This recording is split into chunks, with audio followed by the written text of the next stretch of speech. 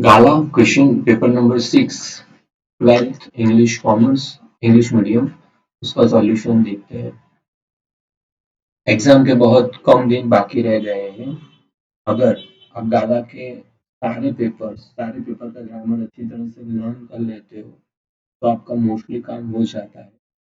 मगर मोस्टली काम हो जाता है मतलब आप 70 के आसपास मार्क्स अचीव कर सकते हो। मगर उससे ज्यादा मार्क्स लाने हैं आपको, then you will need to solve more papers। आपको ज्यादा पेपर सॉल्व करने हैं। इसके अलावा जितने भी पेपर सेट मार्केट में मिलते हैं, मॉडल के पेपर है, ब्रश के पेपर है, लिबर्टी के, you can buy and practice. इसके अलावा भी कई स्कूल्स की पीडीएफ्स और पेपर्स सोशल मीडिया में घूम रही है, वो भी कहीं आपके पास आ जाए तो आप सॉल्व कर सकते हैं। और उस पेपर सॉल्व करने में अगर आपको कोई हेल्प चाहिए तो definitely I will help you. और ट्रांसफॉर्मेशन में, फिगर्स ऑफ स्पीच में मोस्टली दिक्कत होती है स्टूडेंट्स को। कई बार आंसर पता होता है मगर ये आंसर क्यों है ये पता नहीं होता है।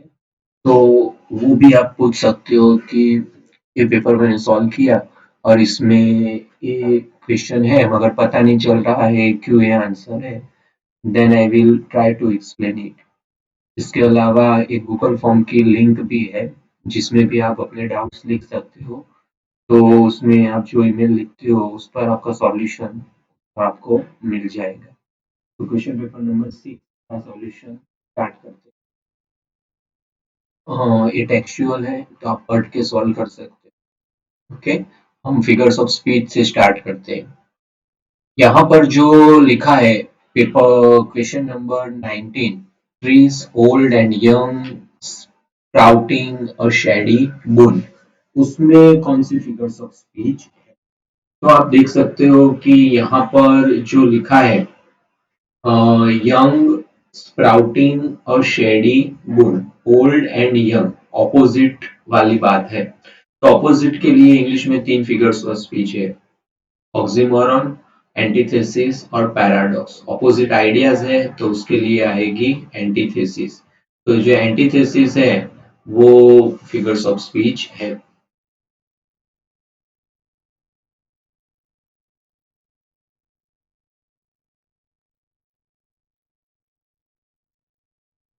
फिर 20 है, while greedy good doers beneficial beasts of prey।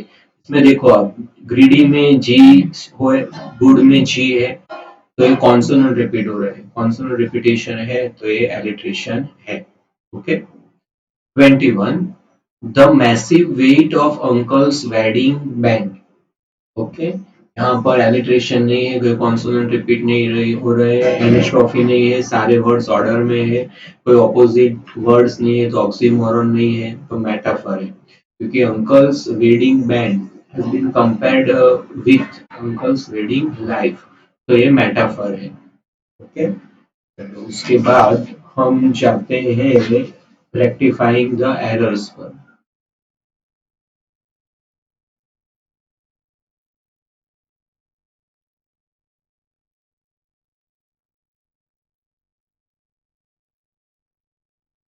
Rectifying the error, listen to them I see. तो यहाँ लिसन टू देम नहीं है, लिसन टू की तरह जगह पर आएगा लिसनिंग। एक्चुअली ये आपने अगर टेक्स्ट बुक के लेसन सारे पढ़े हैं तो आपको आना चाहिए, सॉल्व कराने का कोई मतलब नहीं है, क्योंकि कहीं से भी टेक्स्ट बुक में से आ सकता है। So, सारे लेसन अच्छी तरह से पढ़ लो दूसरी बार। फिर टू डिस्टिंक्ट वर्ल्ड वन, तो टू लिखा है तो प्लूरल, तो वर्ल्ड नहीं आएगा, वर्ल्ड्स आएगा, प्लूरल आएगा, ये जो वर्ल्ड है वो। ओके। फिर तीसरा है if the family caught in, तो जो इफ लिखा है इफ नहीं, ओके, ऑफ आएगा, इफ की जगह पर यहाँ पर ऑफ आएगा। और लास्ट में जो लिखा है वेब ऑफ पुअर, तो वेब ऑफ पुअर जो है, पुअर नहीं आएगा, पुअर की जगह यहाँ पर आएगा पोवर्टी। ओके। फिर 32 फ्रेजेस, इन ए शॉर्ट टाइम, जितने भी इम्पोर्टेंट फ्रेजेस है उसका वीडियो मैं ये चैनल पे रखने वाला हूँ आपके सिलेबस का, जैसे मुझे टाइम मिलता है बहुत जल्दी। तो आपको एक अच्छी प्रैक्टिस हो जाएगी। सारे जो फ्रेजेस हैं वो आप अच्छी तरह से लर्न कर सकते हो, रिवाइज हो जाएगा, क्योंकि अभी तो पॉसिबल नहीं है आप पूरी टेक्स्ट बुक स्टडी करो। इसकी मार्किंग भी अच्छी है, 3 मार्क्स है, और आपको सिर्फ पता होना चाहिए। फर्स्ट वन लिखा है, आई would never deprive you of the opportunity follow your dream, ऐसा लिखा है। तो जो डिप्राइव यू है, ओके, उसका मतलब होता है interfere in accessing. I would never interfere in accessing of the opportunity to follow your dream. इस तरीके से पूरा सेंटेंस आपको लिखना है, आंसर करके ध्यान रखिए, सिर्फ इतना नहीं लिखना है, नहीं तो मार्क्स मिलेंगे नहीं। 33. I don't earn enough money to keep body and soul together. To keep body and soul together, उसका मतलब होता है टू सर्वाइव, जीने के लिए। ये आंसर है। 34. Several high profile sponsors have turned on their heels following the athletes' controversial statements.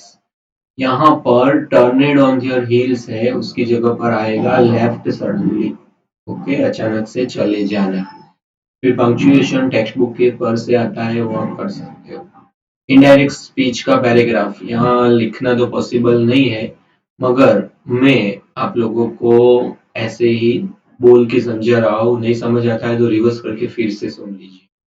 कोई भी इनडायरेक्ट स्पीच का पैराग्राफ है तो पहले पूरा पैराग्राफ एक बार पढ़िए, मैं डायरेक्टली आंसर नहीं बता रहा हूँ। उसके बाद सोचिए कि उसमें स्पीकर कौन है, लिसनर कौन है, और जितने भी सेंटेंस टाइप्स के रूल्स हैं इनडायरेक्ट स्पीच में, वो सारे अच्छी तरह से याद कीजिए और उसे कन्वर्ट कीजिए। इनडायरेक्ट स्पीच का एक पूरा प्ले लिस्ट है चैनल पे, वो आप देख सकते हो। वैसे बहुत सारा मटेरियल है, शॉर्ट टाइम में तो पॉसिबल नहीं है, मगर अगर आपको रूल्स देखने हैं, ओके, तो एक 4 मिनट्स का वीडियो है, उसमें सारे रूल्स है, तो वो आप ब्राउज कर सकते हो, और उसमें से आपको एक अच्छा रिवीजन मिल जाएगा। 4 मिनट में डायरेक्ट इनडायरेक्ट का पूरा रिवीजन हो जाएगा, सारे पैराग्राफ के रूल्स और सारे सेंटेंसेस के। My teacher said, "My children, this is the last lesson I shall give you. The order has come from Berlin to teach only German in the schools of Alsace and Lorraine. The new master comes tomorrow. This is your last French lesson. I want you to be very attentive." बहुत easy है, okay? My teacher told the children, otherwise यहाँ पर my children लिखा है तो आप इस तरीके से लिखो तो ज्यादा अच्छा रहेगा। My teacher addressed the children as my children and told that that was the last lesson he would give them, and added that the order had come from Berlin to teach only German in the schools of Alsace and Lorraine, and also said that the new master came the next day and told that that was the last French lesson and he wanted them to be very attentive। इस तरीके से question number 40, ये सबसे important question है आपका कि transformation में किस तरीके से आप करेंगे। चलो, इट्स ओके, पूरे साल ग्रामर नहीं पढ़ा है अच्छी तरह, या नहीं आता है, मगर जितने भी सेंटेंस आप सॉल्व करते हो अगर आपको समझ में आ जाता है answer, so what you have to do. Question number 40, I never went back to the pool. मैं उस पुल में कभी नहीं गया। अफर्मेटिव बनाना का मतलब सेंटेंस को अफर्मेटिव बनाओ और सेंटेंस का मीनिंग चेंज नहीं होना चाहिए, और नो, नॉट, नेवर ऐसे वर्ड्स निकल जाने चाहिए, नथिंग जैसे। तो ये नेवर को निकाल दो, इसकी जगह पर लिखो I avoided to go back to the pool. I avoided to go back to the school, to the pool, okay. क्या आप नेवर की जगह हार्डली लिखेंगे तो भी हो जाएगा, I hardly went back to the pool. इसके अलावा आपके दिमाग में कोई आंसर है तो लिख दो कमेंट में, I will answer. 41, Saloni was stricter than even with visitor, change the degree। Degree में आप जानते हो पॉजिटिव है तो कंपेरेटिव करो, कंपेरेटिव है तो पॉजिटिव करो। सेंटेंस में अगर नॉट नहीं है तो नॉट को ऐड करो, और नॉट है तो नॉट को रिमूव करो। यहाँ नॉट नहीं है तो हम ऐड करेंगे। इसके साथ कंपैरिजन की गई है और स्टूडेंट्स के साथ, तो हम लिखेंगे no other student was so strict as Saloni then even with visitors. Okay, visitor के साथ कोई भी स्टूडेंट जितनी सलोनी स्ट्रिक्ट थी उतना नहीं था। फिर से, no other student was so strict as Saloni then even with visitors. फिर 42, they took him to the backyard, change the voice, इसमें वॉइस चेंज करना है। ओके, तो ये बहुत इजी है, सिंपल पास्ट, सब्जेक्ट दे है, वर्ब टुक है और ऑब्जेक्ट हिम है, हिम को आगे ला दो। He was taken by them to the backyard. 43, why not organize yourself into a cooperative, turn into assertive, so here you can write that you should organize yourself into a cooperative. So 43 में answer आएगा you should organize yourself into a cooperative. 44, listening to them I see two distinct word, complex बनाओ, ये listening लिखा है तो simple है, तो वहां आप WH वर्ड का यूज कर दो। When I listened to them I saw two distinct, when I listened नहीं लिखना है, सॉरी, प्रेजेंट में लिखो, when I listened to them comma I see two distinct words, तो ये कॉम्प्लेक्स हो जाएगा।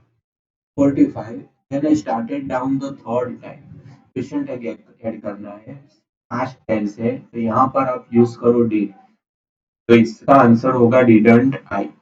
46, as soon as he perfected each piece he put them together into an integrated whole। No sooner, as soon को निकाल दो, did add करो, no sooner did he perfect each piece then THAN he put them together into an integrated whole। वैसे paper 100 marks का होता है, उसके लिए सबसे इम्पोर्टेंट बात है कि अब राइटिंग सेक्शन डी और ई अच्छी तरह से, ई सेक्शन ई अच्छी तरह से सॉल्व करो, और डी में भी जो अनसीन पैराग्राफ है, पैराफ्रेज लिखना है, आता है कि नहीं आता है लिखना है, ब्लैंक नहीं छोड़ना है। और सेक्शन डी ये है बाद में पैराफ्रेज। पैराफ्रेज में क्या होता है, पोएट्री को समझो और उसको आपको अपनी लैंग्वेज में पैराग्राफ के फॉर्म में लिखना है। डेफिनेटली पोएट्स स्कूल की टेक्स्ट बुक की पोएम ही हम समझते हैं हार्डली, तो ये तो प्रॉब्लम होगी, मगर जो भी समझते हो पेज भर देना है आपको पैराफ्रेज में। ओके, और ये है इंफॉर्मेशन ट्रांसफर।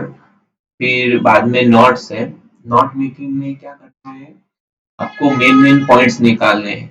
ओके, 3 या 4 मेन पॉइंट्स निकालो जो आपके मेन टॉपिक्स होंगे, वो आपको लिखने हैं मेन टॉपिक्स।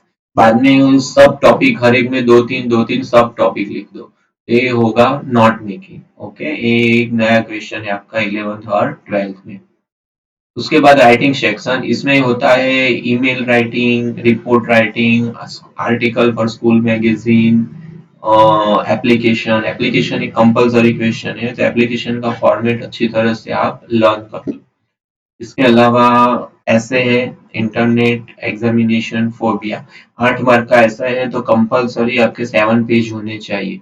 ओके, और यहाँ पर आपको apply for the post, application का जो फॉर्मेट है, so length is not important. Article लिखना है, 5 मार्क्स का है तो 1.5 पेज, रिपोर्ट 5 मार्क का है तो भी 1.5 पेज। 57, इसमें आपको स्पीच लिखनी है। ओके, वो ऐसे के और में है, वो भी 6 या 7 पेज की होनी चाहिए। तो इस तरीके से राइटिंग सेक्शन अच्छे अटेंड करते हो, then your score will go above 70, otherwise 50 या 60 के बीच में स्कोर रहेगा, आप ब्रिलियंट स्टूडेंट हो तो भी। सो राइटिंग जो डिपार्टमेंट है सेक्शन, उसके क्वेश्चन अच्छी तरह से सॉल्व करो तो डेफिनेटली आपका पेपर अच्छा जाएगा।